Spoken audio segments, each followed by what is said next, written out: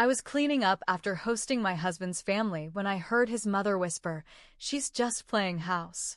This will all belong to his real wife one day." I froze behind the door. My husband said nothing, just kept eating. That night, I took photos of every dish, every receipt, every message, and sent them to my lawyer with the subject line, "Let's talk about ownership." My name's Marcy. I'm 36, live in McKinney, Texas, and I thought I had a normal life. I've been married to James for almost 6 years. We met when I was working as an office assistant at a mid-sized construction firm in Plano. He was the project manager. He used to say I was the only one in the office who kept him sane. I believed him. When we got married, we bought a small but nice house just north of downtown McKinney. I paid for most of the down payment with the money I'd saved from my dad's life insurance. James didn't know that detail. He just knew I had some savings, and I wanted to build a future with him. I handled most of the paperwork. I managed the bills. He handled the yard and repairs. That was our deal. His family never liked me. His mom, Donna, never really looked me in the eye. She had this fake smile she'd wear anytime she was around me, but her words always had bite. Subtle, but sharp. "Is that how you fold towels?" she once asked, with that tight-lipped grin. James always liked his mother's cooking. She'd remind me every damn holiday, even when I'd spend hours cooking his favorite meals. But I took it. I told myself they'd come around. I told myself it didn't matter, because James chose me. Because he loved me. At least, that's what I thought. 2 weeks ago, we hosted dinner for his whole family, his mom, dad, 2 sisters, their husbands, and their kids. It was the first full family gathering we'd had since before the pandemic. I went all out. Cleaned the house top to bottom. Cooked 2 meats, 3 sides, made dessert from scratch. I even bought that overpriced bottle of wine Donna once said she liked. They arrived early. Donna didn't even knock, just let herself in like always. She made a face when she walked in, looked at the rug I'd just shampooed, and said, "Still holding on to that thing, huh?" James just laughed. Dinner was fine. I smiled, made sure everyone's glass was full, played with the nieces and nephews. James sat at the head of the table. His sisters talked over me. Donna made sure to point out how she used to host dinners like this before things changed. After dessert, I started cleaning up. Everyone stayed at the table, still chatting, still drinking. I was in the kitchen, running water over the plates, when I heard it. "She's just playing house," Donna said, clear as day. "This will all belong to his real wife one day." I didn't move. I was standing right behind the kitchen door. It was cracked open, just enough for me to see into the dining room. Donna was sitting next to James. She didn't even lower her voice that much. She knew I might hear her. Maybe she wanted me to. James didn't say a word. Not a single word. He just kept eating. Stabbed a piece of steak with his fork and nodded along to whatever his sister was saying.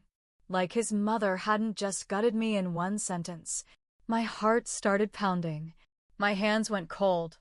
I stood there for maybe 2 minutes. Then I turned off the water, dried my hands, and walked into the laundry room. Sat down on the little stool we kept in there and stared at the floor. That sentence kept running through my head. This will all belong to his real wife one day. What did she mean? Was she just being cruel? Or did she know something I didn't? I went back out, smiled, cleaned up the rest of dinner. Didn't say a thing. James kissed my cheek when they left and said, "Thanks, babe." They loved it. That night, I didn't sleep. I waited until James knocked out around midnight. Then I got up and started documenting everything. I took pictures of the food, the empty wine bottles, the receipts from Kroger and Target, the list I'd written to prep the meal, the text messages from his sister confirming they'd come. I pulled up our mortgage papers, our bank statements, every bill I paid from my personal account, and took screenshots. Then I wrote one sentence in an email to my lawyer. "Let's talk about ownership." I wasn't sure what I was planning yet, but I knew something was off. and I was going to find out. I didn't confront James right away. I wanted to know what I was dealing with first. That sentence from his mother, his real wife, it echoed in my head for days. And the way James just ignored it, that told me everything I needed. I started watching him closely. He'd been spending more time at the gym lately. Leaving early. Coming home late. Always had a reason. Work, errands, traffic, whatever. And his phone? That thing was glued to his hand. Even took it into the bathroom, like he thought I'd go through it if he left it alone for 1 second. So I tested him. One evening, I told him I'd be working late. Asked if he wanted me to pick up dinner on my way back. He said no, he'd already made plans with his buddy Rick to watch the game. I knew that was a lie. Rick's wife, Andrea, and I aren't close, but we're friendly. So I texted her, just casual, asking if the guys were hanging out. She wrote back fast, Rick's homesick. He hasn't left the couch all day. I sat there, staring at the message. My stomach dropped. My hands shook. Then I put on my coat, got in the car, and drove. I didn't even know where I was going at first, but I ended up near this bar in Frisco where James and his coworkers sometimes went after work. And there he was. Not with coworkers. Not with Rick. With a woman. She was tall, blonde, dressed like she wanted attention. She leaned across the table and touched his hand. He laughed. Threw his head back like he hadn't done with me in years. I didn't go in. I didn't yell. I just sat in the car and took pictures. When he got home that night, I was already in bed, pretending to be asleep. He kissed the top of my head like everything was fine. The next morning, I texted my lawyer again. Told him I needed a full breakdown of the house title, the accounts, the business James had started last year that I loaned him money for. I wanted to know what I legally owned. Then I started digging on my own. And I found something. Not just the woman. Her name was Brittany, by the way. 29. Works in sales. Still uses the word hashtag out loud. But I also found texts on an old iPad James forgot to disconnect. It was sitting in a drawer in the guest room. I'd given it to my niece months ago, but she returned it when it stopped holding a charge. I'd left it alone. Until now. I charged it. Opened the messages. And there it was. Messages between him and Brittany going back months. Pictures. Plans. Jokes about how much longer he had to fake it. One message hit like a punch to the gut.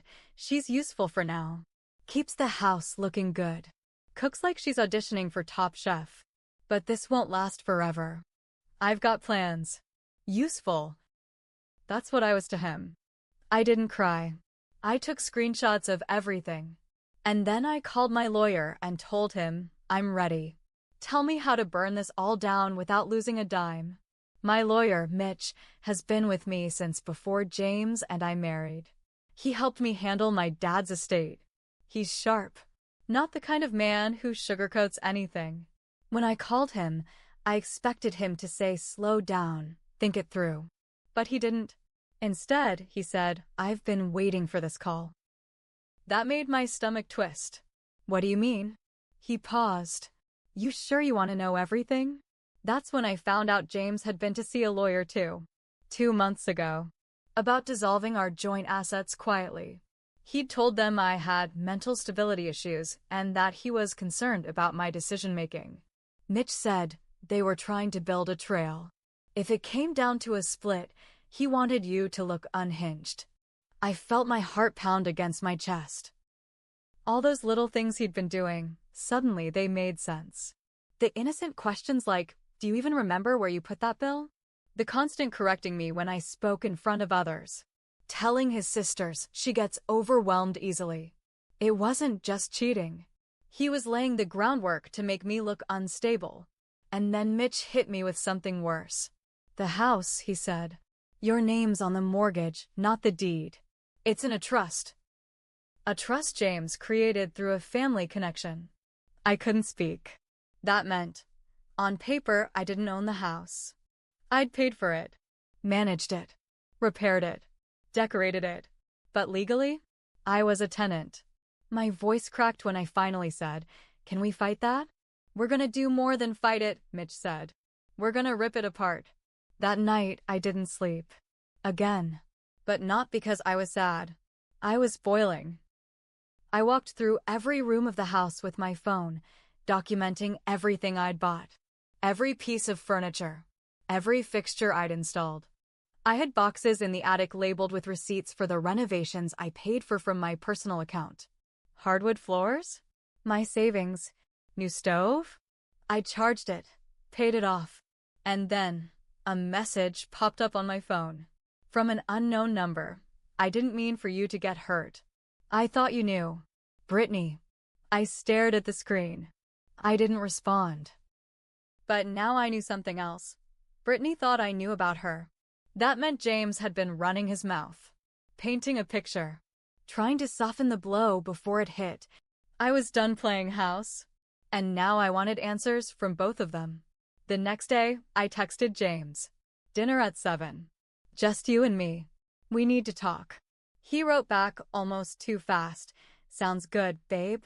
I made his favorite, stuffed pork chops, garlic green beans, and mashed potatoes with the skin on. I lit candles.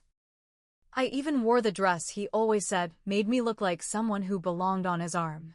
He walked in like nothing was wrong. Gave me a kiss, smiled, washed his hands. Halfway through dinner, I said, "You've been busy lately." He nodded. "Yeah, lots going on at work." I stared him straight in the face. "And with Brittany?" He froze. Fork in midair. "What?" "You heard me." Silence. Then a lie. "She's just a friend." I cut him off. "Stop. I know everything. I saw the messages. I saw the pictures. I know about the lawyer. I know about the trust. And I know what your mother said." His face went white. He didn't say a word. Just set his fork down. I reached into the drawer by the table and slid a folder across to him. Inside was a printed letter from Mitch. A breakdown of all the assets I could prove I paid for. A copy of the trust document, which had a little post-it note stuck to it with one word, voidable. And most importantly, a cease and desist letter warning him to stop any defamatory statements about my mental health. His hands shook as he read it. "You're doing this now?" he asked. "No," I said. "I did this weeks ago. You're just catching up." I stood up. "I want the house. I want my money back. I want my name cleared. You can leave on your own, or with a sheriff." He didn't leave that night. He slept on the couch. But the next morning, he was gone. Took a duffel bag and nothing else. But the story didn't end there. A week later, Brittany showed up at my door. Unannounced. She was crying. "I didn't know," she kept saying. "He told me you were separated." I didn't invite her in. I didn't yell. I just stood in the doorway and said, "He lies." "And you believed him. That's on you." Then I shut the door in her face. 2 months later, I was awarded temporary control of the house. Mitch filed for full ownership based on the contributions I made.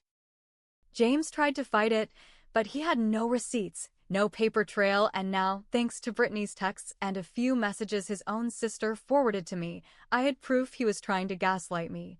His own mother testified that I had acted unstable. But her words backfired when I showed pictures of all the family events I hosted, the schedules I kept, the texts where she asked me to help with her bills. The judge wasn't kind to him. In the end, James lost the house. He lost me. He lost Brittany, too. Turns out she was just his latest lie, not his last. And me? I didn't walk away untouched. I made the mistake of trusting someone who never saw me as equal, who used me until he thought he didn't need me. But I left with something more important than revenge. I left with proof. Proof that I wasn't just playing house. I built it. And no one's taking it from me again.